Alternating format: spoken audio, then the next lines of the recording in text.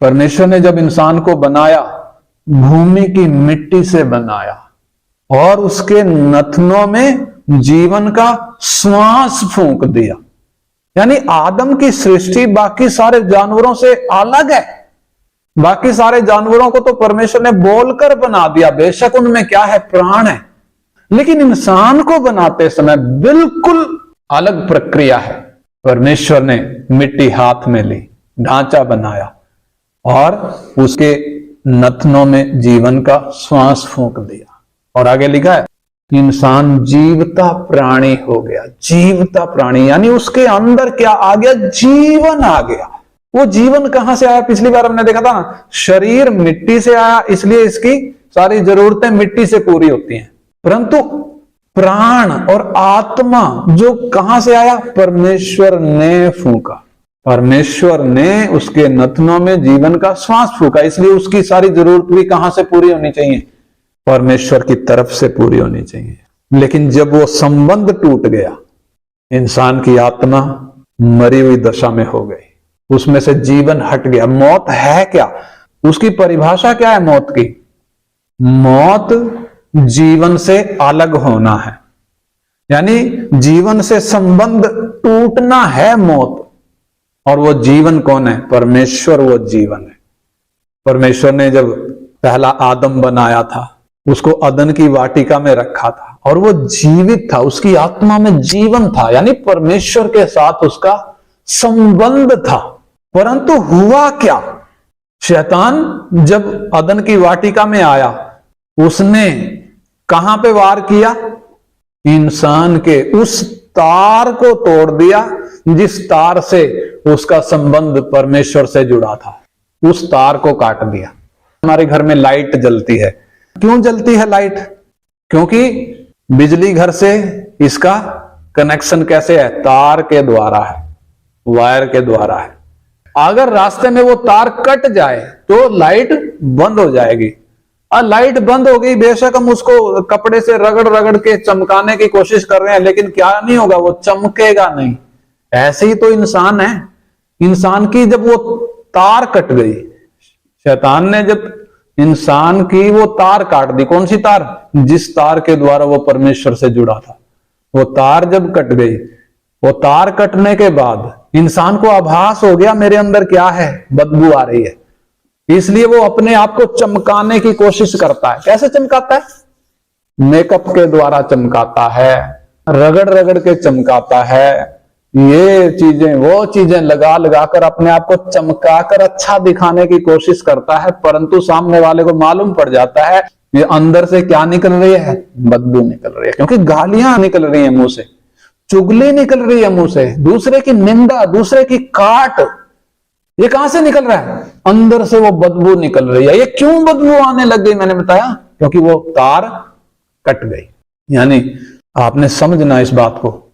आज का विषय जो हम सीख रहे हैं, शैतान ने पाप का बीज बोया कैसे, शैतान ने वो तार काटी कैसे, वो बात को हमने समझना है। क्योंकि हमें मिला हुआ उद्धार अनंत काल का उद्धार है, सदा काल का उद्धार है। इसलिए हमने चौकस होना है, क्योंकि शैतान आएगा क्या करने के लिए? वो तार काटने के लिए आएगा। जैसे वो अदन की वाटिका में आया था और क्या काट दिया? वो तार काट दी। आपको मालूम है ना वो तार कौन सी है? यानी परमेश्वर के साथ इंसान का जो संबंध था, वो संबंध तोड़ दिया। तार मैं क्यों कह रहा हूं? वो संबंध तोड़ दिया। और वो संबंध टूटते ही शैतान ने आदम को हाथ पकड़कर अदन की वाटिका से बाहर नहीं खींचा, बल्कि परमेश्वर ने उसे निकाल दिया। क्यों निकाल दिया? मैंने बताया ना, वो तार कट गई। परमेश्वर के साथ अब आदम का रिश्ता नहीं रहा। तार कटते ही परमेश्वर ने अदन की वाटिका से निकाल दिया। यानी शैतान किस काम के लिए आया था? यानी वो पाप का बीज बोता कैसे है, पढ़ेंगे। देखो उस बात को समझने के लिए अदन की वाटिका में क्या हुआ, उस बात के द्वारा परमेश्वर का आत्मा उन तथ्यों को, उन सिद्धांतों को, उन गहरे भेदों को हमें खोल कर देता है, ताकि हम सचेत हो सके, ताकि हम अपने जीवन के प्रति सावधान हो सके, अपने उद्धार के प्रति और जागरूक हो सके। तो आइए हम उसी अदन की वाटिका में जाएंगे। उत्पत्ति 3 अध्याय का 1 वचन पढ़ेंगे। शैतान ने पाप का बीज कैसे बोया? यहोवा परमेश्वर ने जितने बर्मीले पशु बनाए थे उन सब में सर्प धूर्त था। उसने स्त्री से कहा, क्या सच है कि परमेश्वर ने कहा, तुम इस वाटिका के किसी वृक्ष का फल ना खाना? हाँ, परमेश्वर ने जितने बनैले पशु बनाए थे, बनैले पशु जो जंगल में रहते हैं, वो जितने भी बनाए थे, सांप उनमें धूर्त था।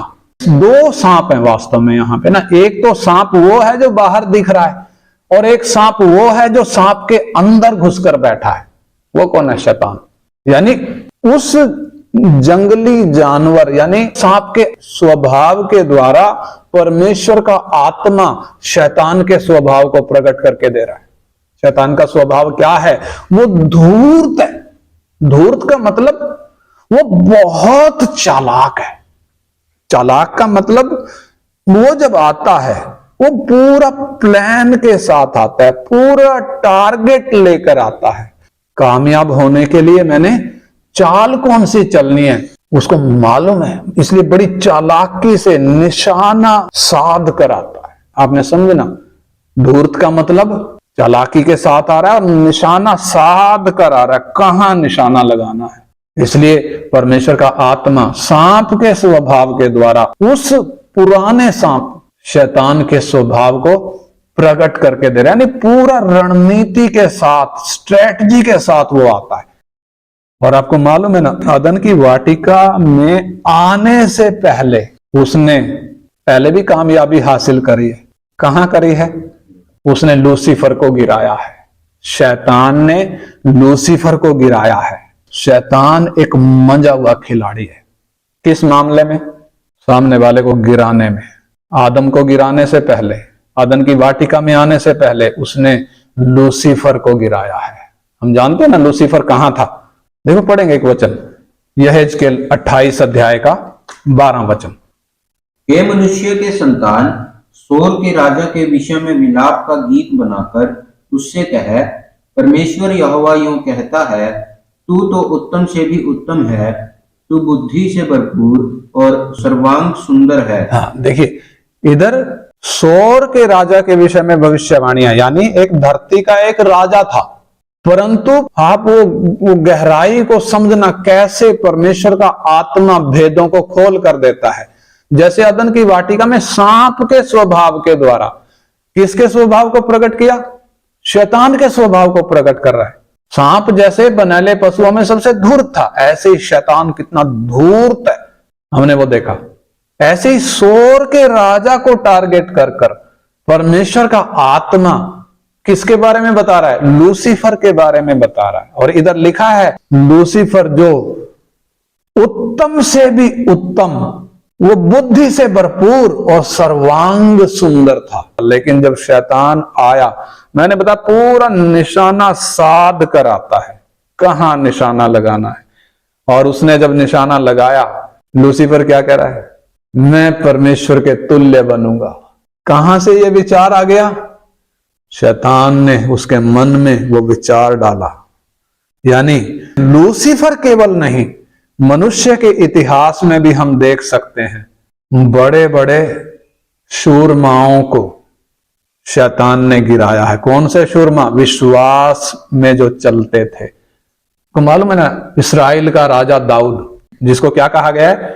परमेश्वर के मन का व्यक्ति, परंतु उसको भी शैतान ने व्यभिचार में गिरा दी। क्यों गिरा दिया उस बात को हम देखेंगे। शैतान पाप का बीज बोता कैसे है? दाऊद को गिरा दिया, और दाऊद के बाद सुलेमान राजा, जो धन में और बुद्धि में सबसे बड़ा था, महान था। इंसान जाति में उतना धनवान और उतना बुद्धिमान और कोई व्यक्ति नहीं हुआ जितना कौन था? सुलेमान था। लेकिन उस बुद्धिमान राजा सुलेमान को भी शैतान ने किस चालाकी से गिराया। यानी शैतान पाप का बीज बोता कैसे है, यानी शैतान एक व्यक्ति को गिराता कैसे है। हम ये बात क्यों सीख रहे हैं? क्योंकि हमें मिला हुआ उद्धार बहुमूल्य है, बहुत बड़ा है, अनंत काल का है, ताकि हम शैतान के चालाकी को समझ सकें, शैतान की उस युक्ति को समझ सकें। वो गिराता कैसे है, वो पाप का बीज बोता कैसे है। लूसीफर को गिराया, दाऊद को गिराया, सुलेमान को गिराया, और कितने बहुत बड़े बड़े शूरमाओं को उसने गिरा दिया। हम गीत गाते हैं ना, मुझसे बड़े भक्त और ताकत वाले गिर पड़े इस रणभूमि में, देखता हूं मैं उनकी हड्डियों के ढेरों को। मुझसे बड़े भक्त और ताकत वाले किसने गिरा दिए? शैतान ने गिरा दिए। क्यों गिरा दिए वो है विषय। ऐसे ही शैतान उस विश्वासी के पास भी आता है जिसने उद्धार पाया हुआ है, यानी वो हमारे पास भी आता है। कैसे आता है देखो, इधर पढ़ेंगे पहला पत्रस 5:8। सचेत हो और जागते रहो, क्योंकि तुम्हारा विरोधी शैतान गर्जने वाले सिंह के समान इस खोज में रहता है कि किसको फाड़ खाए। कैसे आता है वो? गर्जने वाले शेर की तरह आता है, चारों तरफ घूमता रहता है। किस ताक में है? कि किसको फाड़ खाए। किसको फाड़ खाएगा वो है विषय, यानी वो कामयाब कब होता है, वो पाप का बीज बोता कब है, वो एक व्यक्ति को गिराता कब है, वो है विषय। किस ताक में है? फाड़ खाने की ताक में है। यानी जब हम बोलते हैं शैतान को भगा देंगे, कैसे? यीशु मसीह के लहू की जय बोलकर, यीशु मसीह के लहू की जय, यीशु मसीह के लहू की जय, यीशु मसीह के लहू की जय बोलकर हम क्या करने लगते हैं? शैतान को भगाने लगते हैं। आपको मालूम है वो ऐसे भागता, ऐसे नहीं भागता। अगर एक व्यक्ति हल्का है उसको वो एक फूंक मारकर उड़ा देगा, परंतु वो किसको नहीं उड़ा सकता? जिसकी जड़ वचन में मजबूत है, जिसकी जड़ परमेश्वर के प्रेम में मजबूत है, उसको वो उड़ा नहीं सकता। आदन की वाटिका में जब आ रहा है, हम वो विषय देख रहे हैं, कैसे आया? बड़ी धूर्तता के साथ आया है, बड़ी चालाकी के साथ निशाना लगाकर आया है। उसने निशाना लगाया कहां पर है? उसका निशाना क्या है? उसका निशाना उस तार पे है जिस तार से इंसान परमेश्वर से जुड़ा है। वो तार काटनी है। देखो पढ़ेंगे, अभी हमने 3:1 जो पढ़ा, उसका वो लास्ट हिस्सा हम पढ़ेंगे। शैतान क्या कह रहा है?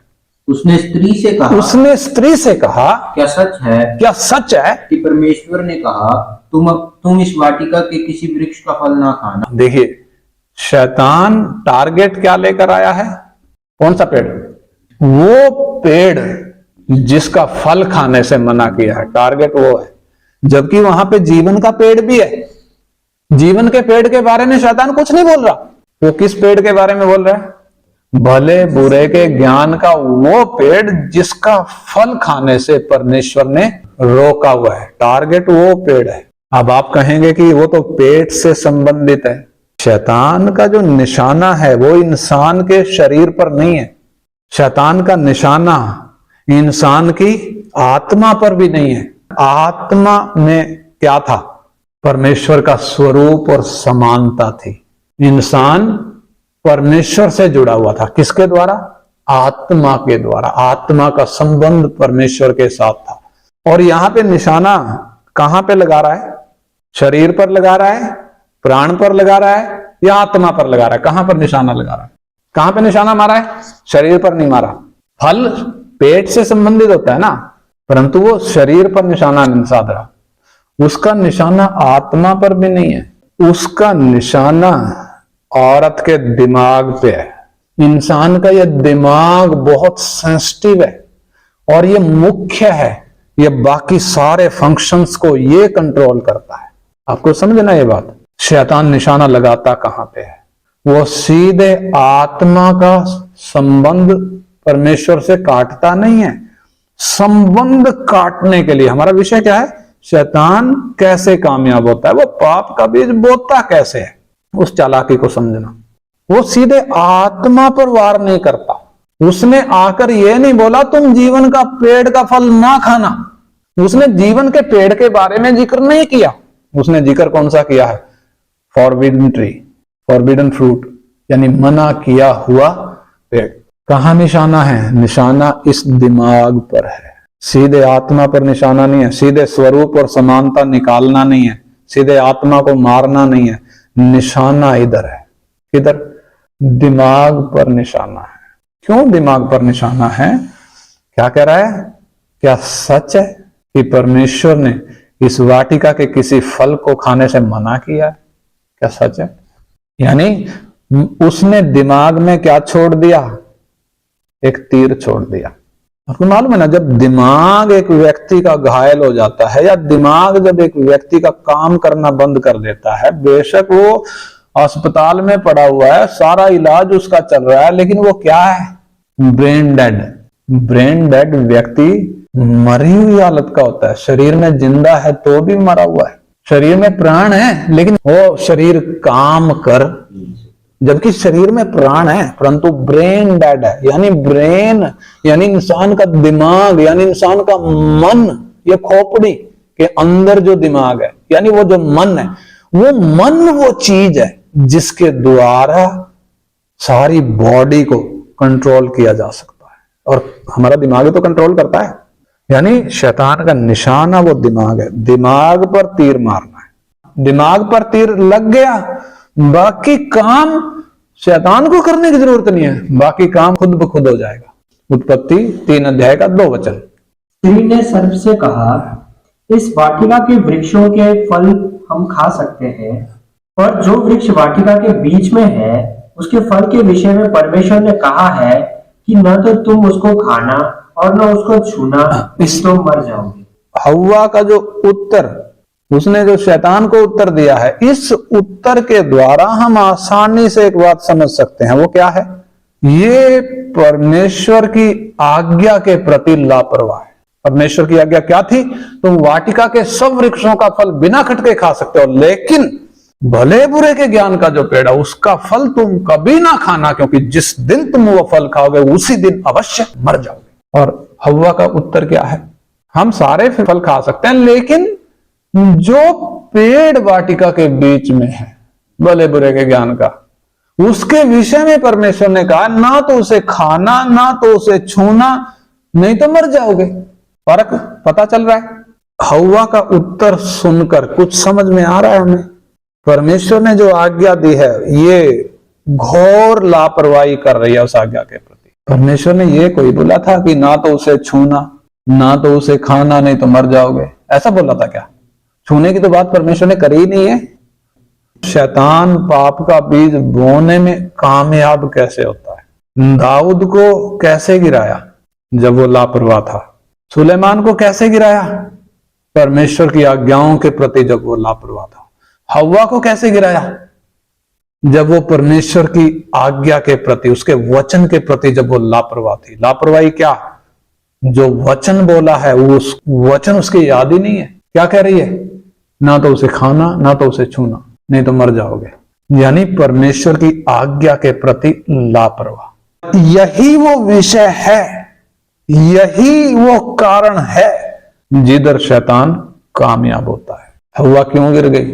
क्योंकि परमेश्वर के वचन के प्रति लापरवाह। आपको मालूम है शैतान जब अदन की वाटिका में घुसा है, उसने किसको टारगेट किया है? आदम को टारगेट नहीं किया, उसने हव्वा को टारगेट किया। क्यों? सॉफ्ट टारगेट वही है। हव्वा क्या है? सॉफ्ट टारगेट है। और उसको भी जब टारगेट किया, बिल्कुल सॉफ्ट जगह में तीर मारा है। और वो कौन सा है? दिमाग। क्योंकि वचन किधर रहना था? इधर ही तो रहना था। बाजू में बांध कर थोड़ी रखेंगे वचन को, या बाइबल हमारे हाथ में पकड़कर थोड़ी रखेंगे। इधर आना है, मन में। वचन जो बाइबल में लिखा किधर आना है? इधर आना है। प्रभु कहता है ना, अंत के दिनों में मैं ऐसा करूंगा कि अपनी व्यवस्था उनके मनों में समवाऊंगा, उनके मनों में लिखूंगा। यानी वचन किधर लिखना चाहता है परमेश्वर? मन में। परंतु हव्वा के मन में वचन है नहीं। लापरवाही क्या है? परमेश्वर ने बोला था तुम उसका फल कभी ना खाना, क्योंकि जिस दिन तुम फल खाओगे उसी दिन अवश्य मर जाओगे। परंतु हव्वा क्या कर रही है? परमेश्वर ने उस फल के विषय में कहा है ना तो उसे छूना ना तो उसे खाना, नहीं तो मर जाओगे। शैतान को तुरंत मालूम पड़ गया। शैतान सर्वज्ञानी नहीं है। उसने जो पहला तीर मारा था ये जानने के लिए मारा था ये वचन में लापरवाह है या नहीं। और जब उसने वो बात कही, उत्तर क्या आया? शैतान भांप गया। ये वचन में लापरवाह है। इसलिए हमें बोला गया है सचेत हो और जागते रहो, क्योंकि तुम्हारा विरोधी शैतान फाड़ खाने वाले शेर की तरह इस ताक में रहता है कि किसको। सचेत और जागृत कैसे होना है? वचन जो हमें दिया गया उस वचन को हम पकड़े रहे। मैंने एक और बात बताई थी, शैतान फूंक मारकर किसको उड़ाता है? जो हल्का है। किसको नहीं उड़ा सकता? जिसकी जड़ वचन में मजबूत है, उसको नहीं उड़ा सकता। हव्वा ने जो जवाब दिया, जवाब से शैतान भांप गया, वचन के प्रति लापरवाह है। इसलिए उसका अगला तीर कौन सा है? देखेंगे अगला तीर कौन सा है? 4 वचन। तब सर्प ने स्त्री से कहा, तब सर्प ने स्त्री से कहा। देखो क्या कह रहा है, समझना आप बात। तुम निश्चय ना मरोगे। तुम निश्चय, जबकि परमेश्वर ने क्या कहा था? जिस दिन तू उसका फल खाएगा उसी दिन अवश्य मर जाएगा। और शैतान क्या कह रहा है? तुम निश्चय ना मरोगे। ना मरोगे। शैतान एक नंबर का झूठा है। और आगे क्या लिखा है? वरन परमेश्वर आप जानता है, वरन परमेश्वर आप जानता है कि जिस दिन तुम उसका फल खाओगे, जिस दिन तुम उसका फल खाओगे उसी दिन तुम्हारी आंखें खुल और जाएंगी क्या हो जाएंगे? उसी दिन तुम्हारी आंखें और तुम भले बुरे का ज्ञान पाकर हाँ। परमेश्वर के तुल्य हो जाओगे। यानी शैतान जब ये बात कह रहा है, किसके बारे में? उस पेड़ के बारे में जिसका फल खाने से परमेश्वर ने मना किया। और जब उसकी वो पैरवी कर रहा है उस पेड़ की, यानी उसके जब गुणों को गिना रहा है, उसके फायदे जब गिना रहा है, कैसा है? एक ऐसे सेल्समैन की तरह है जो एक बेकार सी चीज बेचने के लिए आया है। आता है ना कई बार कोई सेल्समैन बेकार सी चीज बेचने के लिए आता है। उससे अच्छी चीजें बाजार में उपलब्ध है, लेकिन वो बेकार सी चीज कैसे बेचता है, कैसे कामयाब होता है बेचने के लिए? वो उस बेकार सी चीज के फायदे गिनाता है। ये हो जाएगा, ये हो जाएगा, ये हो जाएगा, ये हो जाएगा। और हम सोचते हैं वाह जी वाह, ये तो इतने फायदे की चीज है, ले लो। 50 रुपए की चीज वो 500 रुपए में देके चलता बनता है। यानी शैतान कैसे आ रहा है? एक निपुण सेल्समैन की तरह मना किए हुए पेड़ के फायदे गिना रहा है। क्या कह रहा है? तुम निश्चय ना मरोगे। नंबर 1, तुम निश्चय ना मरोगे। नंबर 2, परमेश्वर जानता है। यानी परमेश्वर ने जानबूझकर तुम्हें रोका है, तुम्हारे साथ हेराफेरी करी है। परमेश्वर जानता है, आप जानता है कि जिस दिन तुम उसका फल खाओगे, जिस दिन तुम फल खाओगे उसी दिन तुम्हारी आंखें खुल जाएंगी। उसी दिन तुम्हारी आंखें खुल जाएंगी। यानी तुम्हारी आंखें क्या हैं? तुम्हारी आंखें बंद हैं। उसी दिन तुम्हारी आंखें खुल जाएंगी। आदम और हव्वा की आंखें बंद थी क्या? वचन में लिखा तो है, आदम और हव्वा दोनों नंगे थे लेकिन लज्जाते, यानी उनकी आंखें बंद थी। और जब फल खाया, लिखा है उन दोनों की आंखें खुल गई करके लिखा है। यानी शैतान बोल क्या रहा है? कोरा झूठ नहीं बोल रहा। शैतान वचन को कैसे पेश करता है हम सीख रहे थे ना। परमेश्वर का वचन मापदंड है। और शैतान ने अपने दूतों को यानी अपने सेवकों को अभिषेक करके भेजा। वो क्या कह रहे हैं? क्या प्रचार कर रहे हैं? वो वचन को तोड़ मरोड़ कर प्रचार कर रहे हैं। यानी यीशु चंगा करेगा, आ जाओ। अरे यीशु चंगा करने के लिए इस धरती पे आया था क्या? वो तो उद्धार देने के लिए आया था। वो तो गर्त में गिरे हुए इंसान को उठाकर स्वर्ग में बिठाने आया था। वो चंगा करने थोड़ी आया था। लेकिन शैतान के दूत क्या बोल रहे हैं? आ जाओ, चंगा करेगा, दुष्ट आत्मा निकालेगा, आशीष देगा। यही तो है। वचन को क्या कर दिया? तोड़ मरोड़ करके उल्टा अर्थ निकाल दिया। शैतान वही तो कह रहा है। परमेश्वर आप जानता है कि जिस दिन तुम उसका फल खाओगे तुम्हारी आंखें खुल जाएंगी। और निश्चय उनकी आंखें खुल गई करके वचन कहता है। जैसे उन्होंने फल खाया उनकी आंखें खुल गई। उसी बात को तो बोल रहा है, तुम्हारी आंखें खुल जाएंगी और तुम भले बुरे का ज्ञान पाकर परमेश्वर के तुल्य हो जाओगे। यानी तुम्हें भले बुरे का ज्ञान नहीं है, तुम ज्ञान ले लो। तुम्हें ये पेड़ का फल खाने से ज्ञान मिलेगा और तुम इसका ज्ञान पाकर क्या हो जाओगे? परमेश्वर के तुल्य। लूसीफर को भी इसने यही मन में डाला था। लूसीफर के भी मन में क्या आया था? देखो पढ़े उसमें वचन, वो जैसे 14 का 12। हे भोर के चमकने वाले तारे, हाँ, तू कैसे आकाश से गिर पड़ा है। हाँ, भोर के चमकने वाले तारे, इसका अर्थ क्या है? लूसीफर है। हे लूसीफर, तू कैसे आकाश से गिर पड़ा है? तू जो जाति जाति को हरा देता था, तू जो जाति जाति को हरा देता था, तू अब कैसे काट कर भूमि पर गिराया गया। कैसे काट कर गिराया गया। तू मन में कहता तो था, तू मन में कहता तो था, यानी मन में विचार ही आया था, जुबान पर नहीं लाया था। वो मन में उसके क्या ही आया था, विचार ही आया था। लिखा तू मन में कहता तो था, मैं स्वर्ग पर चढ़ूंगा, मैं स्वर्ग पर चढ़ूंगा, मैं अपने सिंहासन को परमेश्वर के तारागण से अधिक ऊंचा करूंगा, हाँ, और उसे उत्तर दिशा की छोर पर सभा के पर्वत पर विराजूंगा, हाँ, मैं मेघों से भी ऊंचे ऊंचे स्थानों के ऊपर चढ़ूंगा, मैं मेघों से भी ऊंचे ऊंचे स्थानों के ऊपर चढ़ूंगा, मैं परम प्रधान के तुल्य हो जाऊंगा। मैं परम प्रधान के। ये इसने बोला नहीं है, बल्कि इसके मन में विचार आया है। और मनों को जांचने वाला सर्वज्ञानी परमेश्वर जांच रहा है इसके मन में विचार कौन सा है। इसलिए विचार आते ही काट कर फेंक दिया। काट कर, तू कैसे जमीन पर काट कर फेंका गया है, लिखा है ना शुरू में, काट कर फेंक दिया। कहां था, ऊंचे पर विराजमान था। देखा, परमेश्वर की अदन नामक बारी में रहता, वहां से शैतान ने गिराया। मन में क्या डाल दिया, विचार तू परमेश्वर के तुल्य हो जाएगा। और ऐसे ही हव्वा के मन में भी क्या डाल दिया, तुम मरोगे नहीं बल्कि परमेश्वर के तुल्य हो जाओगे। यह है वो पाप का बीज। यानी शैतान पाप का बीज बोने में कामयाब होता कैसे है, कब होता है, जब हम वचन के प्रति लापरवाह हैं, जब हम वचन के प्रति, प्रार्थना में, संगति के प्रति हम क्या हैं, लापरवाह हैं। जब हम आत्मिक बातों के प्रति लापरवाह हैं। बेशक पढ़ाई में हम बहुत अव्वल हैं, दुनियावी काम करने में हम बहुत अव्वल हैं, परंतु जब हम आत्मिक बातों में लापरवाह हैं, आपको मालूम है शैतान एक तीर मारेगा। कैसे तीर मारेगा, आप गए थे बाजार में, उधर आपकी नजर किसी लड़की पर पड़ गई। मैं एक उदाहरण बता रहा हूं। या दुकान से कोई सामान खरीदना था, दुकानदार ने आपको फालतू पैसे दे दिए, आपने सोचा वाह जी वाह, आज तो 100 रुपए बच गए, कमा लिए 100 रुपए। अरे भाई, आपको मालूम है शैतान क्या कर रहा है, उसका टारगेट आपको पैसे दिलाना नहीं है, उसका टारगेट आपसे व्यभिचार कराना नहीं है। उसका टारगेट क्या है, तो आपने समझना इस बात को, शैतान का टारगेट आपसे व्यभिचार करवाना नहीं है, शैतान का टारगेट आपसे हेरा फेरी करवाना नहीं है। उसका टारगेट क्या है, आपका संबंध परमेश्वर से तोड़ना। कैसे तोड़ेगा, हेरा फेरी कराकर। कैसे तोड़ेगा, व्यभिचार कराकर। कैसे तोड़ेगा, चोरी कराकर। टारगेट क्या है, टारगेट वो चोरी नहीं है, टारगेट है परमेश्वर से संबंध काटना। समझना शैतान की चालाकी को।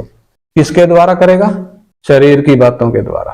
टारगेट कौन है, परमेश्वर के साथ का संबंध। इसलिए हम क्या हों, जागरूक हों, सचेत हों और जागते रहें, लापरवाह ना रहे। हव्वा लापरवाह थी, हमें साफ पता चलता है जो जवाब उसने दिया वो लापरवाह है। शैतान को तुरंत अवसर मिल गया बीज बोने का। शैतान को अवसर मिल गया क्या करने का, उसके मन में पाप का बीज बोने का। उसके मन में विचार डाल दिया।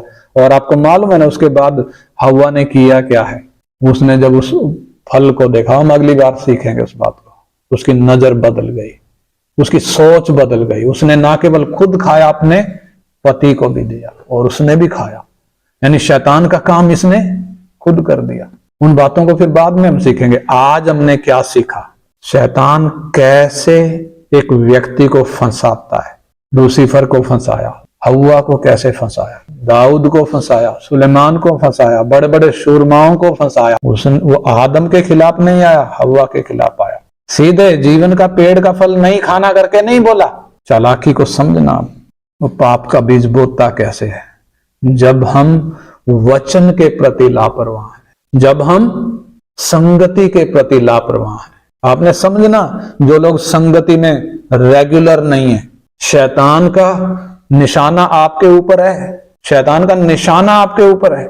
जो वचन में लापरवाह है, जो संगति में लापरवाह है, जो प्रार्थना नहीं करते हैं, जो वचन नहीं सीखते हैं, शैतान का निशाना है। कब गिर जाएंगे आप देखते रहें, देर नहीं लगेगी। वो पाप का बीज बोया कैसे उसने, हव्वा को गिराया कैसे उसने, क्योंकि हव्वा वचन के प्रति लापरवाह थी।